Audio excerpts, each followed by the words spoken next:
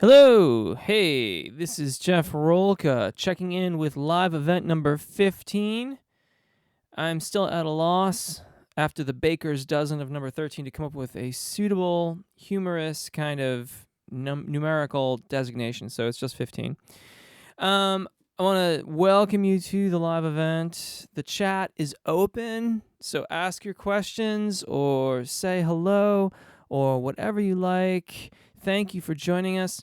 I'm going to dive right in with a couple curiosities and then some questions that I want to make up for over the past weeks. Before I do that, though, I want to thank you one last time before I get going here.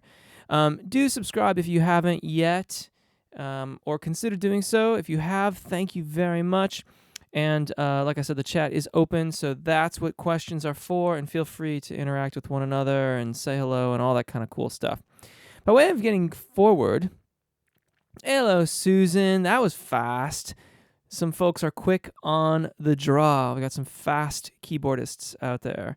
Good afternoon to Susan, and good afternoon, JC's Radiant Ray. Welcome to the live event. Stefan, Serbia, awesome. Hello, back to you. By way of getting started tonight, people have asked me about my musical tastes and things that I like.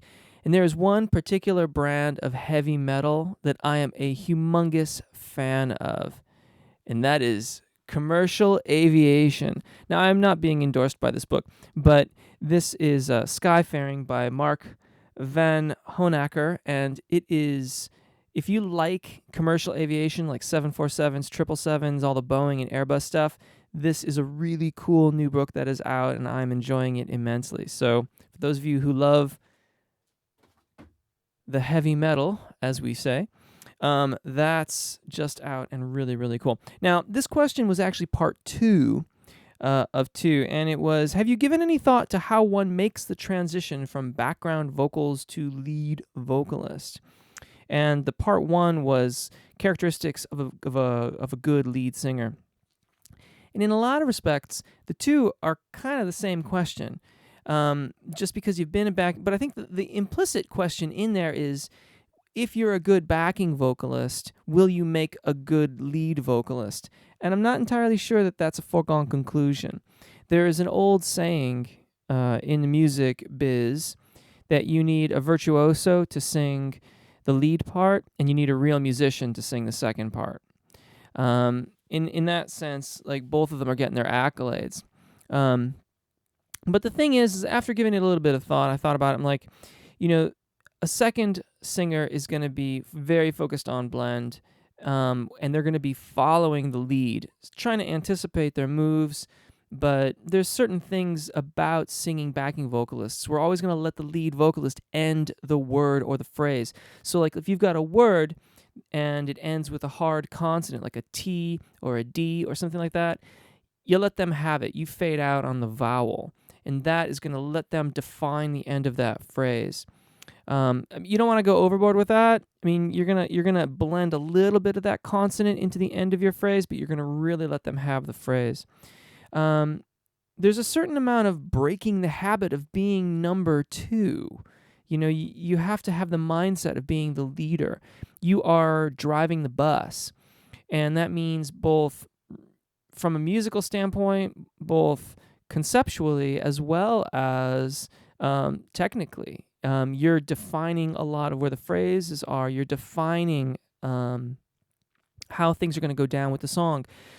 On the other side of that is the sort of Janis Joplin's of the world, where there's so much rubato.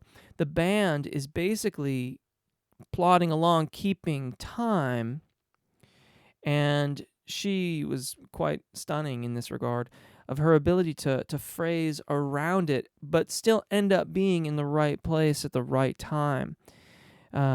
So kind of you have to embrace that idea of you are a part of the band, but yet you're going to sometimes float around it and sometimes be right with it. And those differences are going to really, really make or break how you come off as a lead vocalist, your effectiveness of it. Technically speaking, I feel like you really have to know the song particularly well. There is oftentimes not any other melodic input that is your line. So you have to really truly know your line and be able to give that line real definition, however you choose to do it, either the Janis Joplin side of things or I'm trying to think of somebody who's like particularly rhythmical in the popular music genre. Um, to a certain degree, like Chris Martin of Coldplay is very, very rhythmically accurate. There's a certain amount of he has a beautiful way of being rhythmically accurate without sounding angular. Someone who sounds angular might be like a Warren Zevon, or when not so much. I was gonna say when Frank Zappa sings his own songs, but he usually is emulating a character, so I don't know if that's exactly appropriate. Anyway, I wanted to take care of that question because it's been hanging on for a while and I've been thinking about it. Now let me see what's on screen here.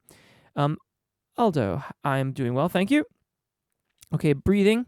Let's set this question with some examples. If you sing a pop song, for example, Billie Jean, okay, the suspension of breathing is fast. If you sing a ballad, something like Adele's Rolling in the Deep, the suspension is slow.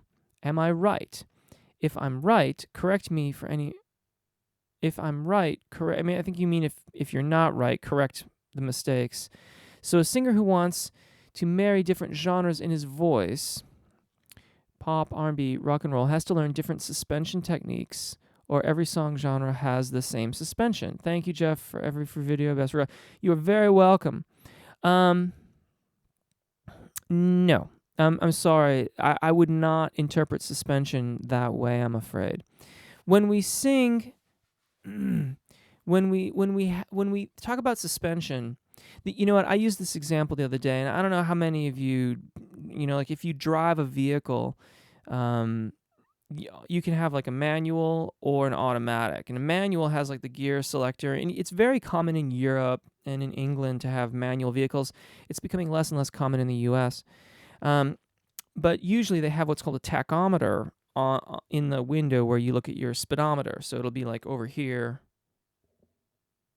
Speedometers. Yeah, the speedometer is going to be on the right. And you got the tach over here. And the tach shows you the revolutions per minute of the engine. So suspension for us is that RPM meter. And when you drive a stick shift, you have a clutch. So you have a gas, brake, and a clutch. And you put the clutch all the way in, and if you press the gas, the RPMs will go like really, as high, and you don't want to go too high because you'll mess things up. But let's just say you press the accelerator down to the point where the RPMs were hovering at 4,000. The engine's running, and as you ease the clutch out, and you're in first gear, the car starts to go forward. And that's kind of like our tonal onset. You put the clutch back in, and the RPMs go back up to 4,000, and there's no sound, okay? So when we let the clutch out and we go in gear and we start moving, that's the sound. That's the sound of us singing. But the RPMs are still going. So you put that clutch back in, and the engine's still spinning over. Whether you're singing a song that's fast or slow, you have to have that suspension and engagement. My suspicion is what you might be alluding to here to a certain degree is the time that you may have allowed to take the breaths. And yes, in a fast-paced song where you may not have a lot of time to take a breath, you're going to take quite a few shorter, quick breaths. Whereas in a song, a ballad of some type, I don't really think of Rolling in the Deep as a ballad, by the way. I think more of like, if you're thinking about Adele, Turning Tables, that's very ballad-like, or Someone Like You is very ballad-like. Then there's oftentimes more space, but the engagement in the suspension is the same. We really want to be expanded and engaged the same throughout the duration of the song, and then when the song is over, then you relax, take a break. Susan, love the new session with the Gypsy Scale. You're very, very welcome. That was super fun. Loved, like it was such ear candy. Pardon me. To do that video and to think about patterns and stuff like that. I had a lot of fun putting that one together. Okay, Capone, last week, little misunderstood. I didn't mean that breathing exercises are useless. I mean that right amount of air is important. I could not agree more. No one can sing if they use full deep breaths. It is for, I think you mean yoga. I would spell that with a Y, but I can totally, I think that's what you mean by that. And I am entirely on board with that statement. I agree with you entirely. I have what's called, I don't know if I've said this in the videos or not. I call it the 80-20 rule, which, full disclosure here, I borrowed that concept from it was like a financial education thing about 80-20. Like, you'll make 80% of your income from, like, 20% of your overall skill set or something like that. But anyways, my breathing 80-20 rule is never more than 80% full and never more than 20% in reserve. So when you sing like a long note or a long phrase, so I take my breath.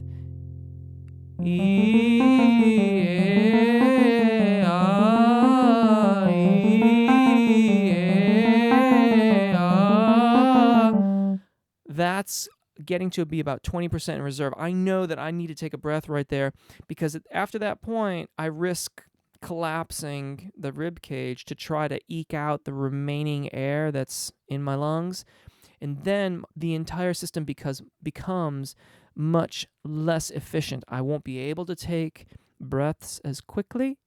I risk losing my overall engagement or support, if you will, as I take that breath, which I don't want to do either. If I only have a short period of time to take the breath, I want to try to hover more closely to that 80 percentile. That's where, like, in a couple of the different videos, there's this short note, short breath exercise. And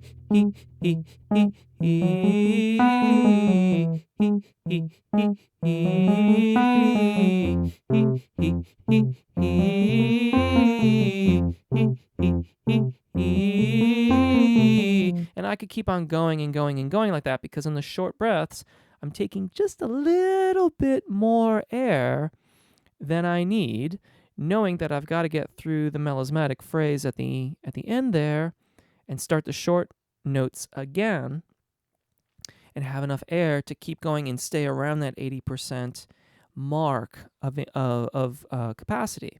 So yeah, thank you for clearing that up. That's very, very good. Brando G, do you have a routine of exercises to improve tone and range? Yes, I do. It kind of depends on where you're at in your training. If you're very, very new to singing, then the beginner exercises in the beginner's playlist,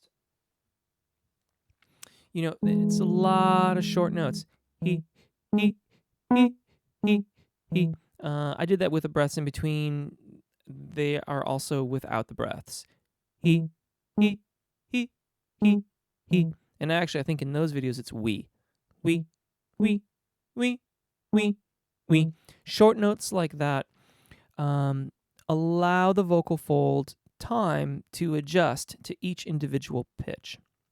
And what that does is it gives you a higher likelihood of finding a balanced vocal production.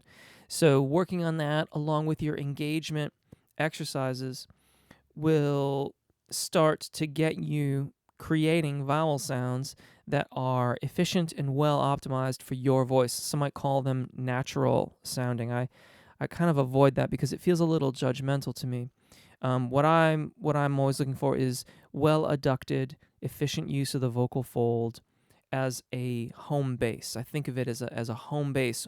I'll often refer to it also as neutral, like a neutral tone production.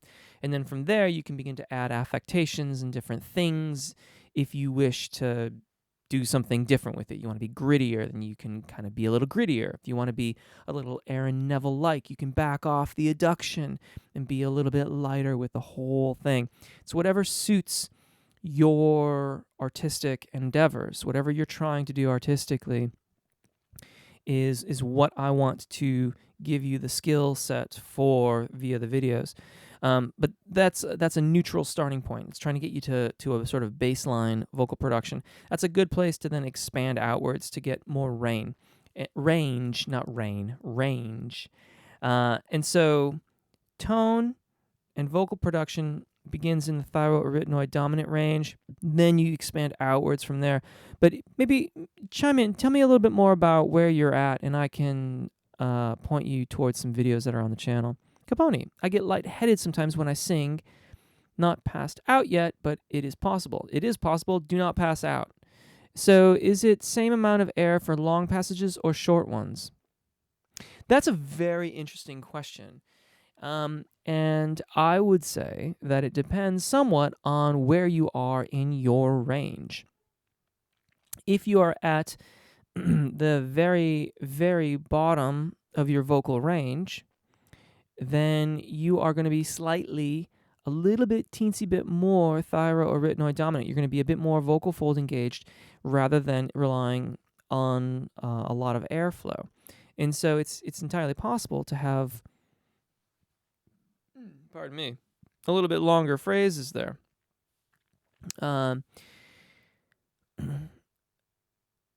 However, you might have a really long phrase in that range and use the same amount of air for that phrase as you would a really short phrase that's above the secondo passaggio for you up in your upper register, because we're using such a greater volume of air. Very interesting question. Thank you for throwing that out there. JAPADOGI, when thank you. I'm thinking about it still. I'm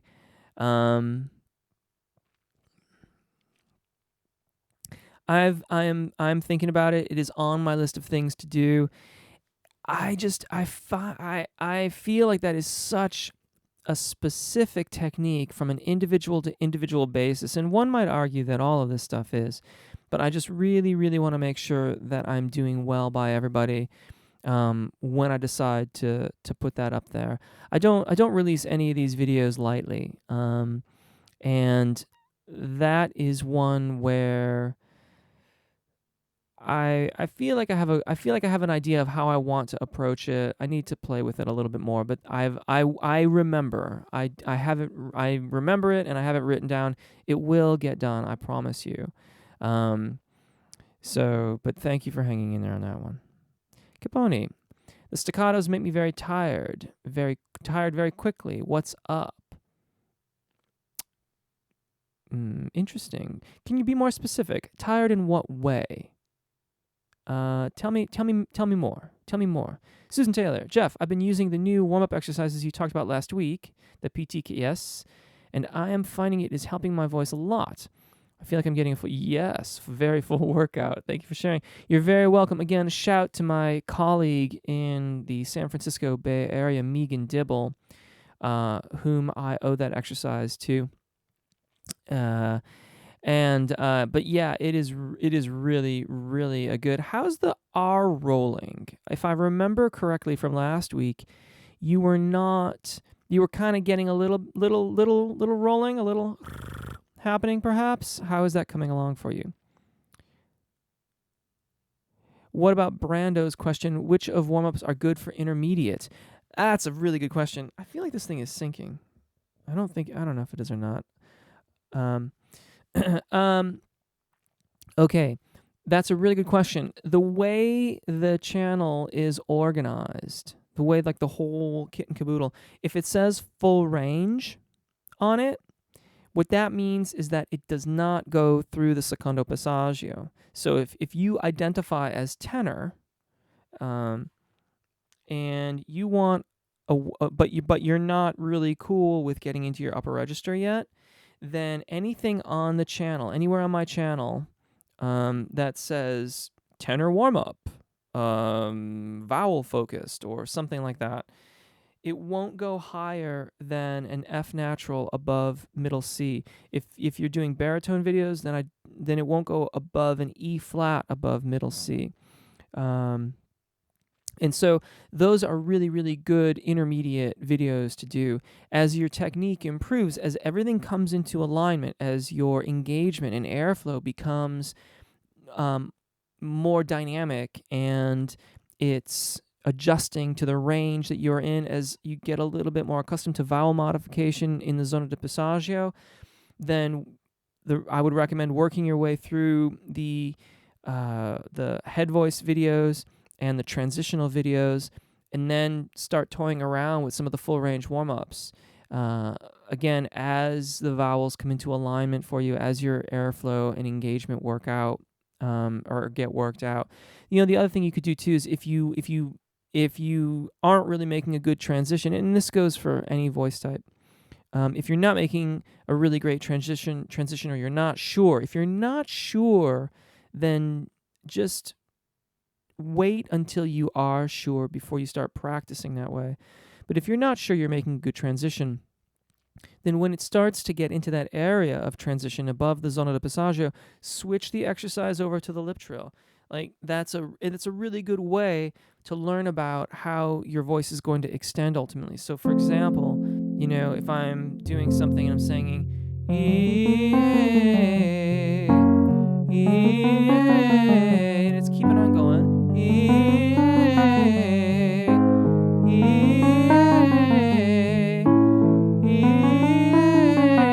now I'm getting a little funny, so I go,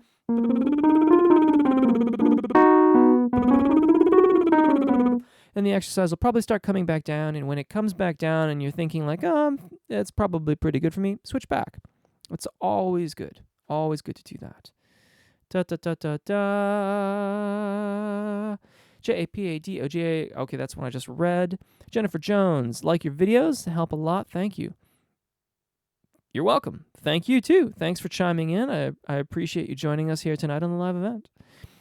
Aldo, Jeff, my voice changed because in my fantasy appear some of my new influences. I think that's a band, isn't it? My Fantasy. But I don't force myself or try to imitate somebody. It just happens. Is it natural to happen? What changed about it? What about it's changing for you?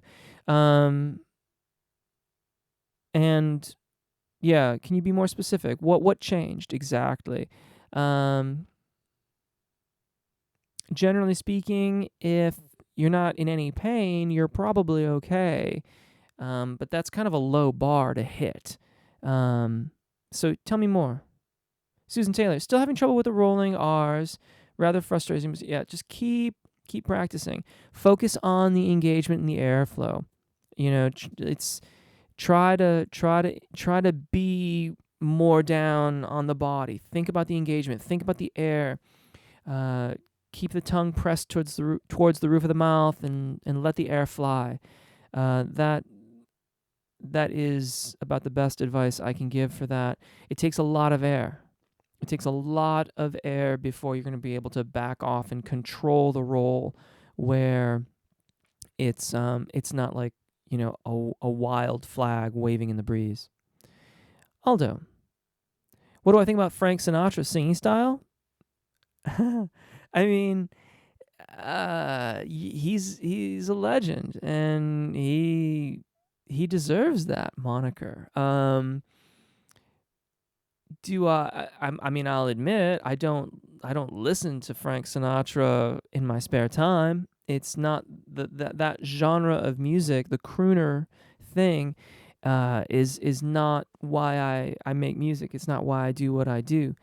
But man, when you listen to Sinatra, listen to the phrasing. Listen to how he ties a phrase together. Epically long phrases. And that's not to say that to make music or to make interesting music, we have to, make these gigantic phrases. But that's something that he is truly exceptional at. Truly exceptional. And I do think he has a beautiful voice. He's a lovely, lovely baritone. Lovely.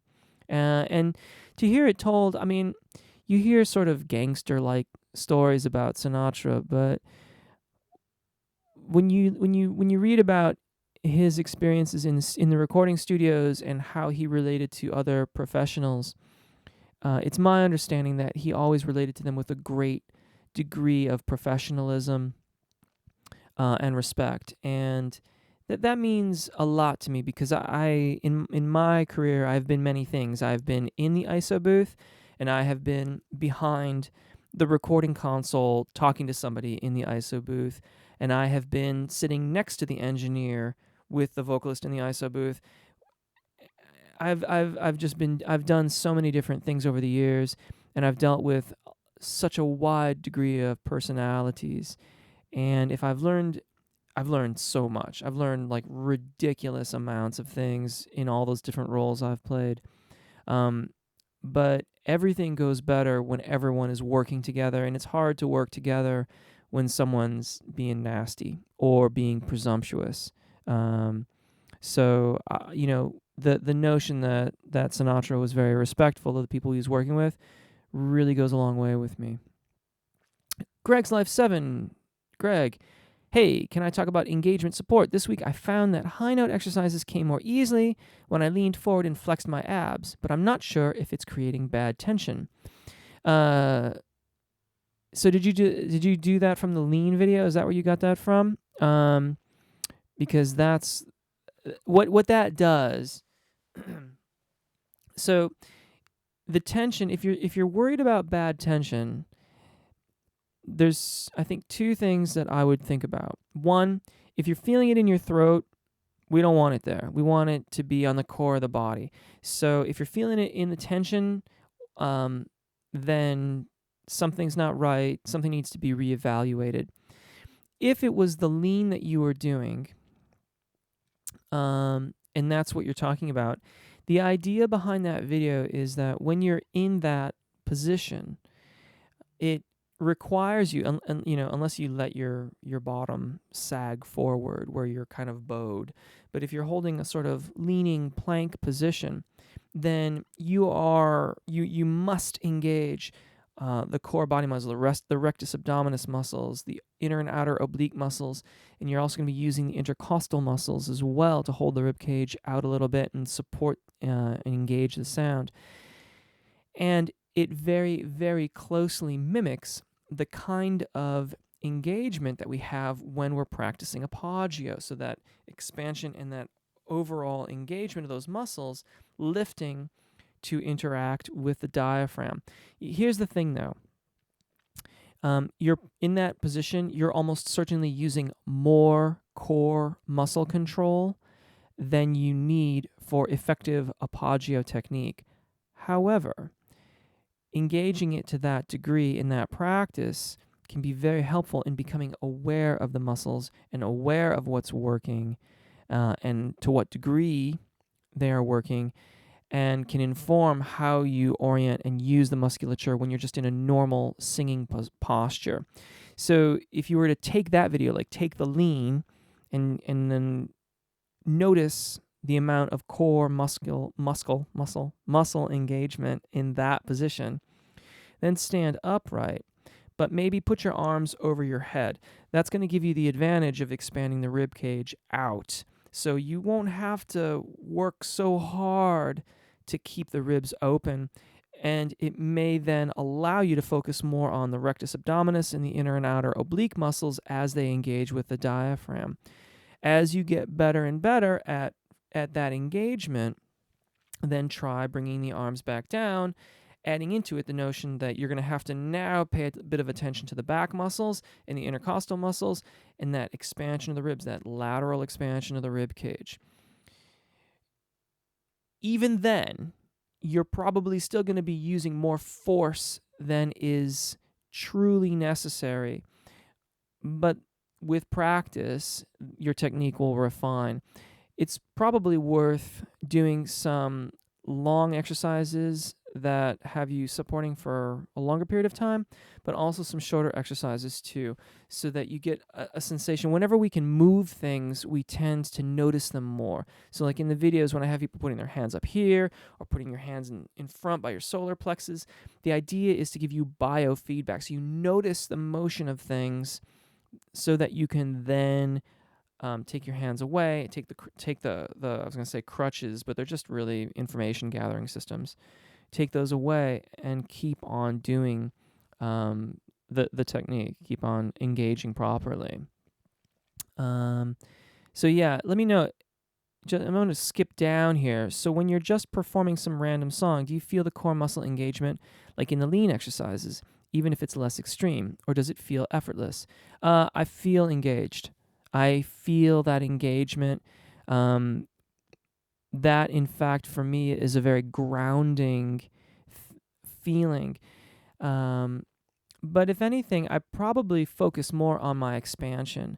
I find that at this point in my practice, if I am really, really adamant about the expansion of the rib cage, then the rectus abdominal muscles tend to lift fairly automatically. That's not necessarily going to happen immediately if you're new to that lateral expansion.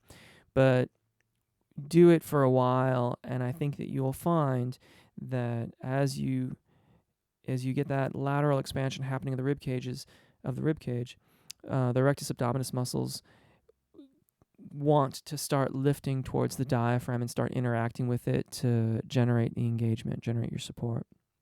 So I do hope that helps. There was when I switched my airflow practice. Excuse me for a second. I also promised myself I would do a station identification at 1:30. So for those of you that are just joining us, thank you for joining us. My name is Jeff.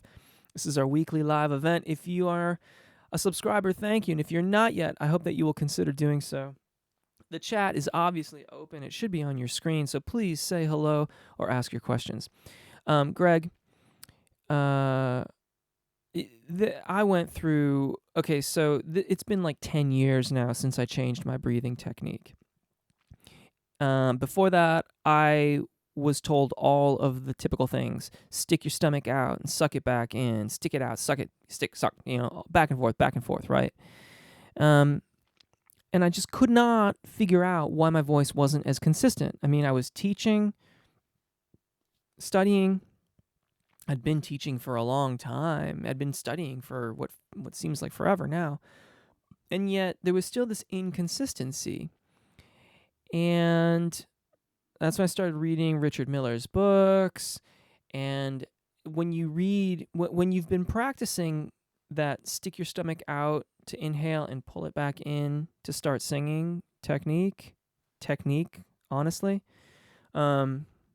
and you read Richard Miller's description of proper apagio engagement, it's like it didn't even make sense. Like I read it and it was just wrong. And I had been told the opposite for such a long time. I read it again and again and again, and I found a teacher.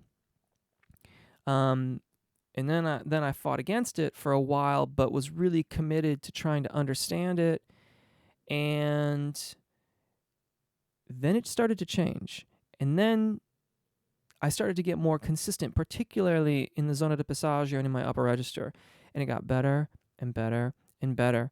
And then at a certain point, like I saw where it was going to go, and there was just no going back. So, but in that period, there were times when I was pushing really hard to try to expand the ribs, and there were times when I was really engaging the rectus abdominis muscles and really squeezing them crazily hard. And it is truly a dynamic system where the expansion of the ribs and the engagement of the abdominal muscles are very dynamic, and they're working together, and it doesn't feel locked down when it's really, really working right. It's a lot of engagement, but it's dynamic. So I need to get on to some other questions, but I do hope that does help. Capone, distortion happens when you clear your throat gently first and sing after. Maybe, haha, not sure if this is a safe way, but it works. Crunch sound. If it doesn't hurt your voice and hurt your singing, you're probably okay. I think you're talking a little bit about vocal fry. And that's what when I do my video on distortion, I'm going to talk about vocal fry and how to utilize it in singing. Yeah. Brando G, is it possible to sound like Elvis Presley, Frank Sinatra low register, but not imitate them? Sure. I don't see why not, assuming that you have a baritone range voice. Then it becomes a matter of finding a neutral vowel production for yourself and then emulating the way that they form their vowels to a certain degree. I wish I would have made photocopies or made a note of this one book. It was amazing. It was really, like, all these like singing instruction books are incredibly like dry and dull, and it's all musculature and pictures of like, throats. It's like an anatomy book. There's like cadaver photos and all sorts of stuff like that. But this one had a couple pages devoted to vocal aperture for specific genres. And it showed like the adduction or abduction of the vocal fold. So either adduction is when they close, abduction is when they separate, the general distances that they might separate for certain styles, and larynx positions and things like that. It was really, really cool. But I didn't take a photo and I didn't make note of the book. So I'll have to figure out at some point what that was so I can share it with all of us. But that would be part of the process as well, is considering how each one is using airflow, the relative position of the larynx, and trying to be as neutral as you can and true to your own vocal delivery, but looking at their style. How do they use consonants? How do they phrase things? How do they turn the end of a phrase? Where are they increasing volume? Where are they, making a diminuendo or getting softer?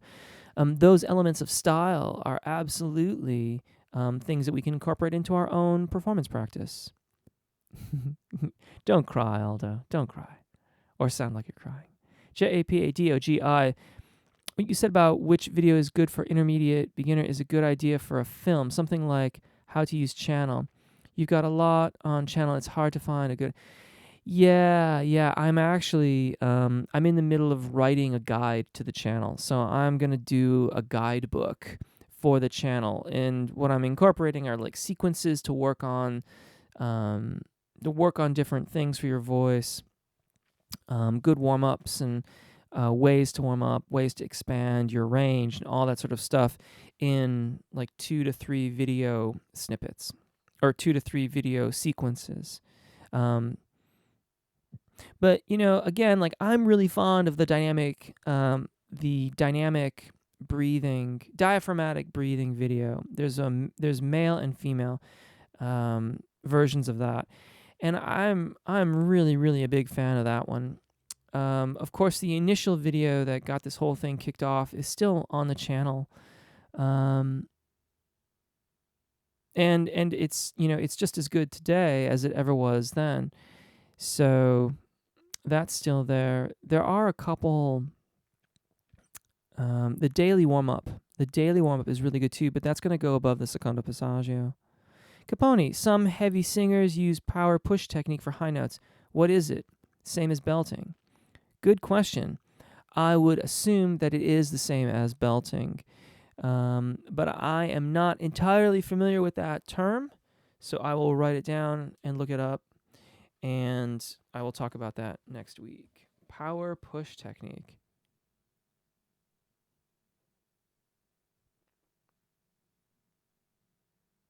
Okay.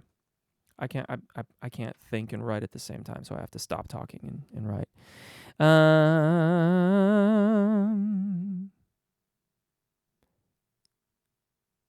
Okay. Oh, I skipped down for that. That's Greg's. Okay, so now I'm all caught up here.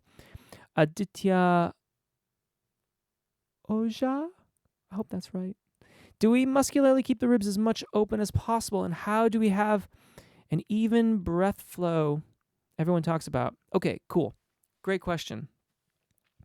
They're pretty open. When I expand laterally, I'm expanding. There's still a little bit extra on the sides.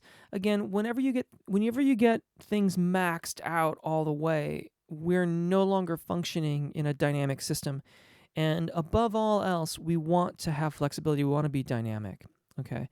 So, no, they're not open as much as possible, but they're pretty open. Now, if you're concerned about even breath flow,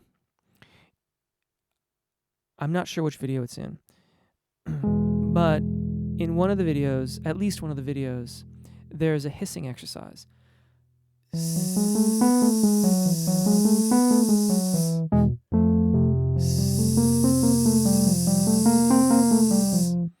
That's a really good way. And truthfully, you could pull up any random warm-up video on my channel and just hiss along with that.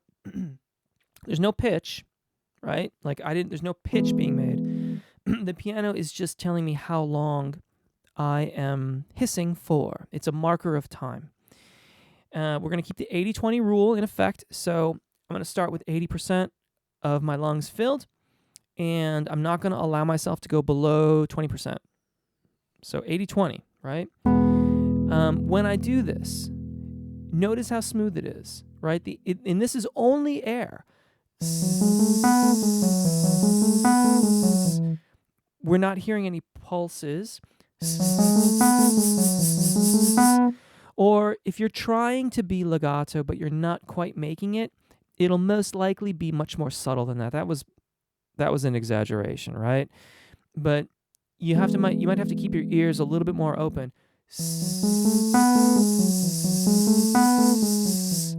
I'm still pulsing in there. That usually is derived out of a great desire to really get the note right. That's admirable. Unfortunately, the human voice responds better to consistent airflow than that pulsing, right? When we're trying to sing a legato phrase, we want to try and keep the airflow as consistent as possible. So start with the hissing. That's a great way to figure out how you are maintaining your airflow. If it is pulsing, look at how you're engaging. Okay, it's not up here, it's down. That engagement and how it interacts with your diaphragm is going to control how consistent the airflow is. When that starts to work well, the video that has the hissing will also have the zzz, which is hissing with an vowel. Zzz. You want them to be evenly balanced, right? So if you get a where you're kind of moaning, no, too tight back here. Conversely, if it's just sputtery and stuff, that's no good too. The hiss and the they need to be about the same. And when you can do that, then you can move on to Z, Z, seamlessly getting into your E vowel, and you'll be on the right track. Capone. I think that's... Wait a second here. Wait a minute, where am I? Breath fire. Okay, I took that one. Capone. How to sustain and keep your ribcage open. It is really difficult. I wants to collapse when singing and it must keep it open for good singing. True. Yes, that is true. And it is challenging to keep it open. Start with short phrases, okay, and practice taking the breath cycle. Again, that diaphragmatic breathing warm-up video takes you through a lot of exercises. It's got that he. By cycling the breath in and out like that, it gives you, well, it's either going to be really hard to do it, or it creates this opportunity, which is what my intention was to create an opportunity to practice that expansion, practice maintaining that openness in there. There's also a couple exercises in that video where in the cadences,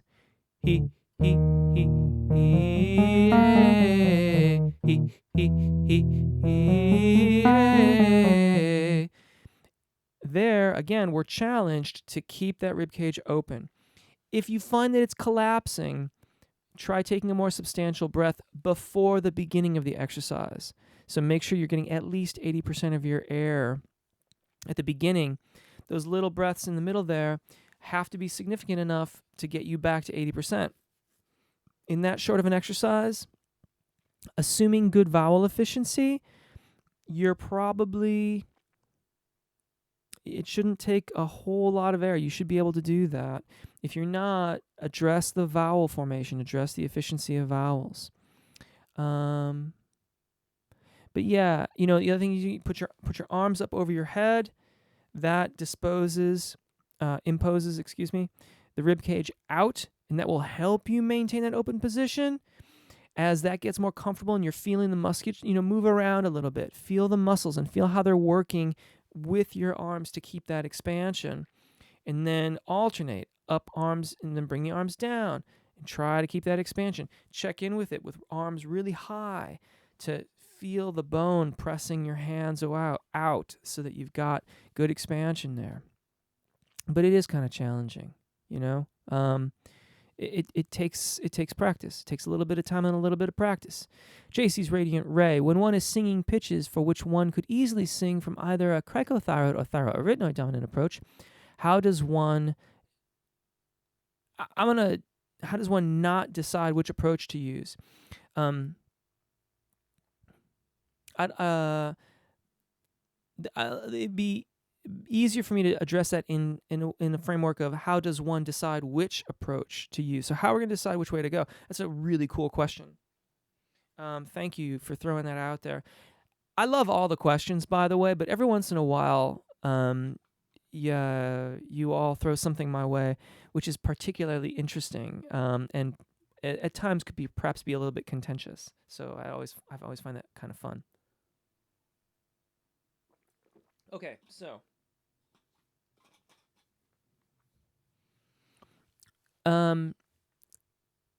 this is really it comes down to your melody, and also what direction you're heading. So, and it also depends on how far into the zona de passaggio we are. For me, I'm almost never ever going to sing an E natural above middle C in cricothyroid dominant singing voice. I'm just not. It's just too low below my break to really do that. Even though, my voice, our voices don't necessarily adhere to Western tonal music. So, like, the actual transition point for me is somewhere between F and F sharp, as far as I can tell. So I'm not ever going to do that with an E natural. With an F, though, if I know I'm going to head immediately right back down, and the song is kind of more rockin', maybe a bit more aggressive, I might belt it. I might make the thyroarytenoid voice sing that note rather than starting to transition. That being said, I've been making that transition for such a long time, I barely notice it any longer. And so, I would know if I were in cricothyroid dominant, but I don't feel the transition the same way as I did even 2 years ago. So, yeah, where you're coming from and where you are going. If you're already above the secondo passaggio, so you're already in your upper register, and you know that you're going right back up there, then it may be fine to pull the cricothyroids down ever so slightly. Or if you're doing like a Bon Iver thing, Bon Iver, Bon Iver, I always say Bon Iver, he sings a lot of his stuff as a countertenor, as cricothyroid muscles coming down low. He's more of a baritone vocalist, but he affects that style, and to great effect, I might add. So style comes into play. What you're trying to do artistically comes into play. The direction of flow of the melody comes into play. I think all of those things are worth considering when you're deciding whether or not you're going to make the transition. But I would also say, too, that as you get more and more comfortable with that and it becomes more and more seamless, it just doesn't matter. It's kind of stops mattering. It's just good to know where you're going. Thank you. That's a good question. Thank you. Maddie Hendricks, am I a music theory nerd like yourself? Yes. I very much enjoy theory. I struggled with it when I first got to university. And then I struggled with it so much I had to get private lessons outside of the university. So I went and studied with, I always want to say Nadia Boulanger. I did not study with Nadia Boulanger, but I studied with one of her students, Marianne Ploget. And she had a profound effect on how I analyze music and how I think about music and composition. I have never left so many lessons in tears. She was really, really rough with me. But I learned incredible amounts from her, and I have walked away being fascinated by music theory. So yes, I'm a music theory nerd. I have wanted for years, and I've started the Paul Hindemith elementary training for musicians on 2 or 3 occasions, but I've never actually been able to finish it. I think I need to, like, I really want to do that book at some point and find a partner that I can do it with, because you really need 2 people to effectively go through it. But yeah, I love theory. Maddie, theory nerd with Hendrix surname. Why not? Why not, JPADOGI? Why not? J Quinn official. Hey Jeff, your answers helped me a lot these few days. Felt to change my voice. I want to know how to do riffs and runs. If you want to do riffs and runs, focus on agility and engagement. I think there's a playlist called Agility Exercises. But ultimately, if you want to go fast, you have to go light and efficiently, and that, for a vocalist, means really, really solid engagement. So check out the agility playlist and the agility exercises and see what you think. There's also, you see, it depends on how you use your airflow. Endurance exercises, in many respects, are also agility training. And the problem here is that if you aren't maintaining your engagement through the long phrases of an endurance workout, like a long scale, or there's like, they're even called endurance. If you search my channel, there's a couple of videos that say endurance in the title. The thing is that if you aren't maintaining the engagement and refreshing it and keeping it moving through that long held note,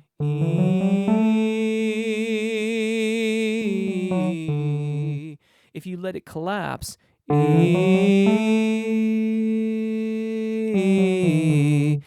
your voice will tend to lock down on it, and you won't be as facile, you won't be as agile as you can be. So you have to really, really be focused on your engagement to make the endurance exercises work for an agility training too. But you'll also find in those endurance exercises, those trill exercises, also very, very good for working towards staying flexible and staying engaged through the long duration of the phrase. You will know that you are not sufficiently engaged if it sounds lopsided.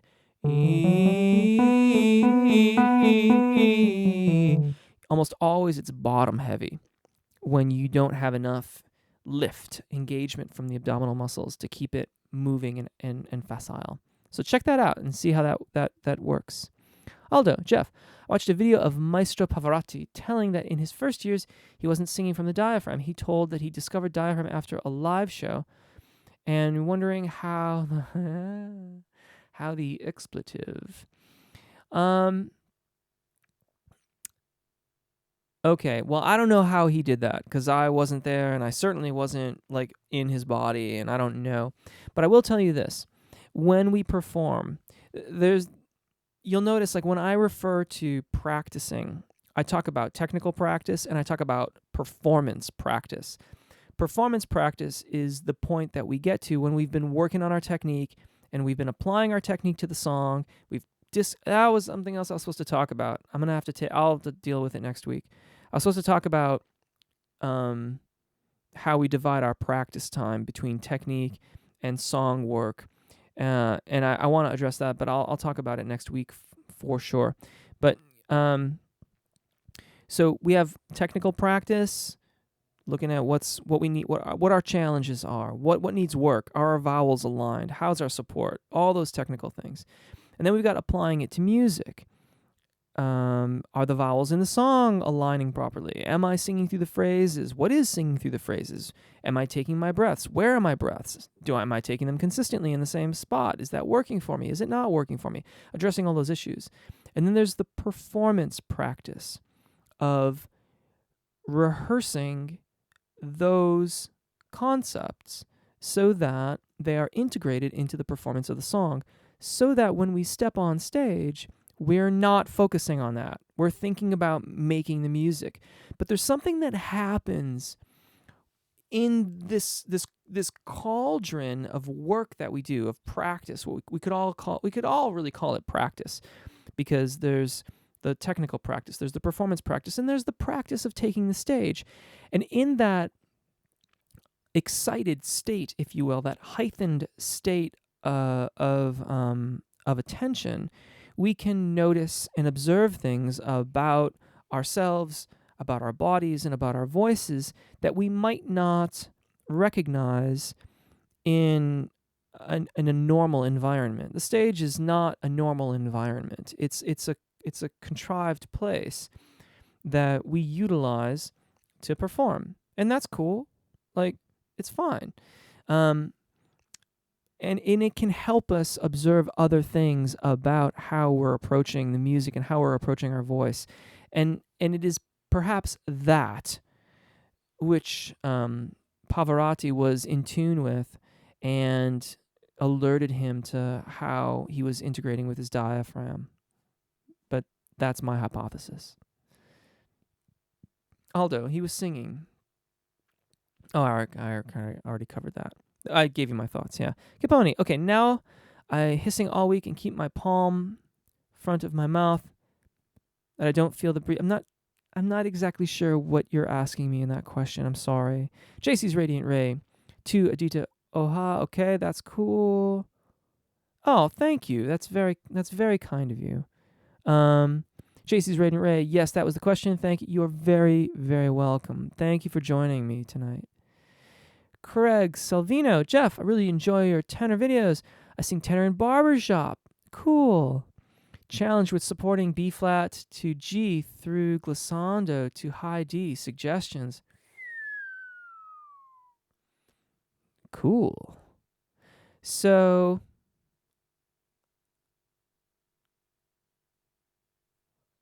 I love it. Okay. So, if you haven't already done this, start from the top down. So, if you're starting there, if that's the actual phrase that you got to do, right? I mean, of course, you're going up. Start from the top down.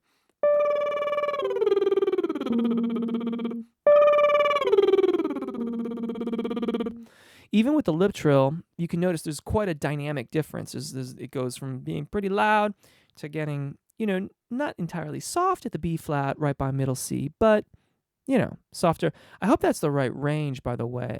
I suppose it could be an octave lower, but I don't think that would be very challenging for you. So, but correct me if I'm wrong. Anyways, so start with the descending phrase. Start with the lip trill, okay?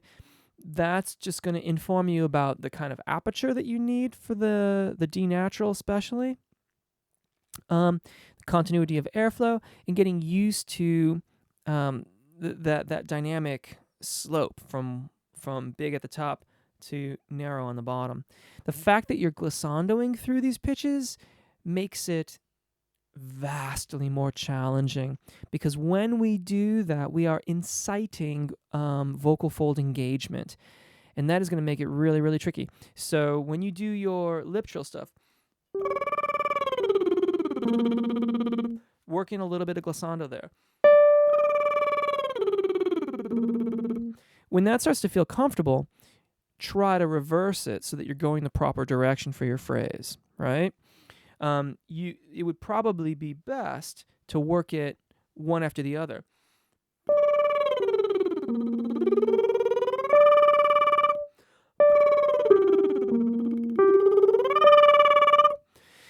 notice how much bigger the D natural on the top is getting.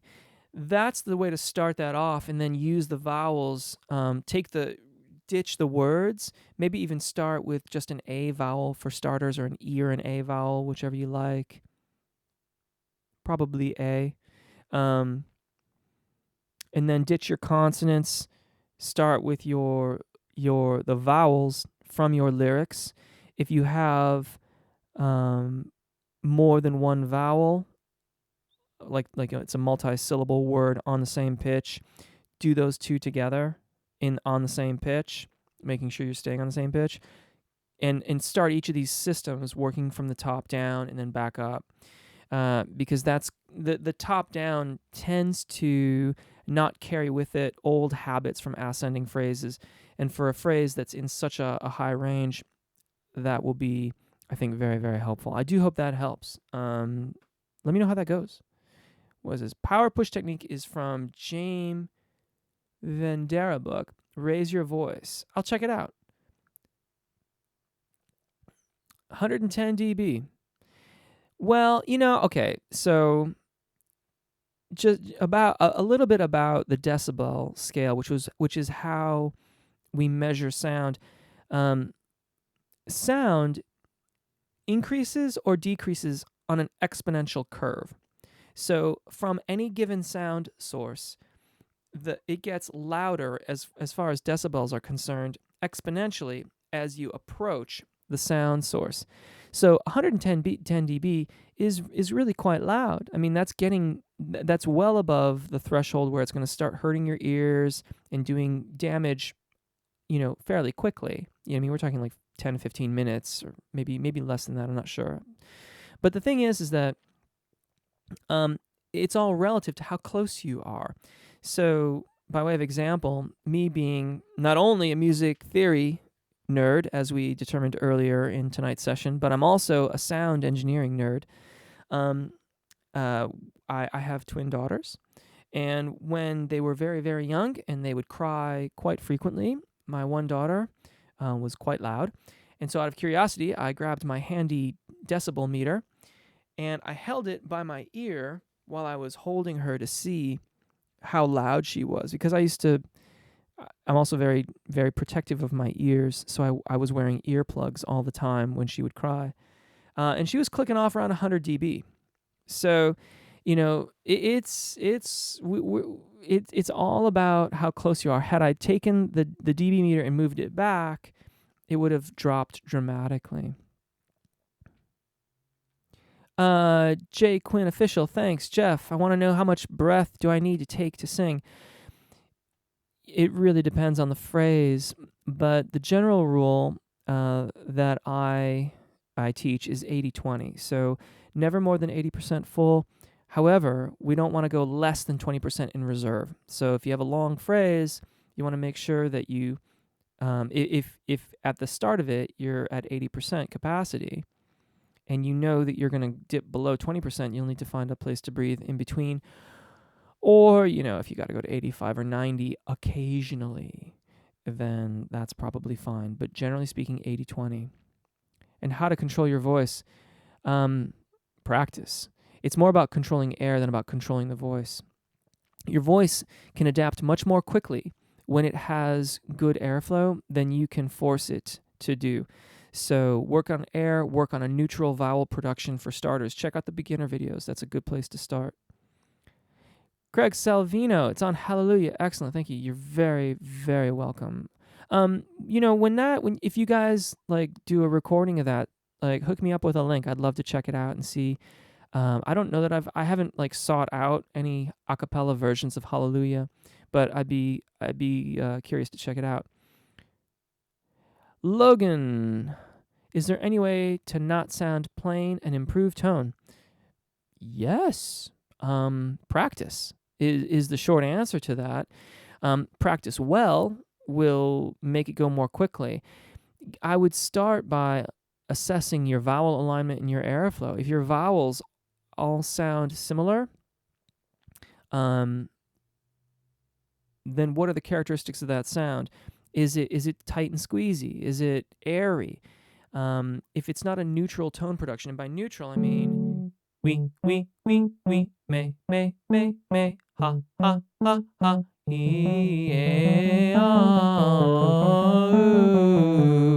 those vowels resonate in a very, they resonate similarly throughout the course of them, and that's a very comfortable range for me, and I would call that my starting place, like sort of the neutral zone, if you're a Star Trek fan like me, right? It's the neutral zone. It's the place that we then go from, and I might add color, I may not add color to that, but I start there first. I want to thank you all for coming out tonight. My name is Jeff. If you haven't subscribed, I hope that you'll consider doing so now. Thank you for the cool questions. Thank you for joining me.